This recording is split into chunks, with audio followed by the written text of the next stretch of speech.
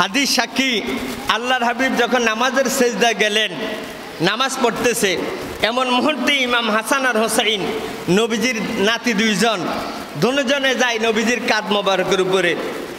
আপনাদের যাদের নাতি আছে, মেয়ের ঘরে আর ছেলের ঘরে হোক, নাই একটু থাকলে আপনারা দেখবেন তারা আপনাদেরকে কত ভালোবাসে।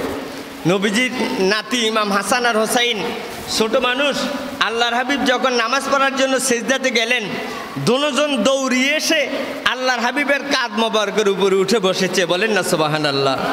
এমন মুহূর্তে এই যে নবীজির সাথে এমন আচরণ করে, ভালো আচরণ করে, হাসি দিয়ে কথা বলে ইমাম হাসান হোসাইন, এটা আল্লাহ জানে কি না?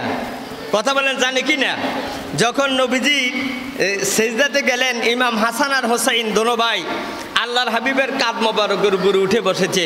এমন মুহূর্তে আমার আল্লাহ বলেন, ও জিব্রাইল, রুহুল কুদুস জিব্রাইলকে আমার আল্লাহ বলেন, জিব্রাইল যা আমার বন্ধুকে গিয়ে বলো আমার বন্ধু নামাজের সেজদায় পড়েছে। আমি দেখি আমার বন্ধুর কাঁধ মোবারকের উপরে হাসান হোসাইন উঠে বসেছে।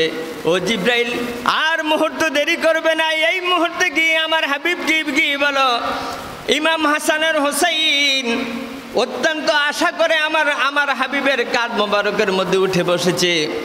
যতক্ষণ পর্যন্ত ইমাম হাসান ও হোসাইন আমার হাবিবের কাঁধ মোবারক থেকে না নামবে, আমার হাবিবকে গিয়ে বইল আমার হাবিব যেন সিজদা থেকে মাথা না উঠায়। বলেন না সুবহানাল্লাহ।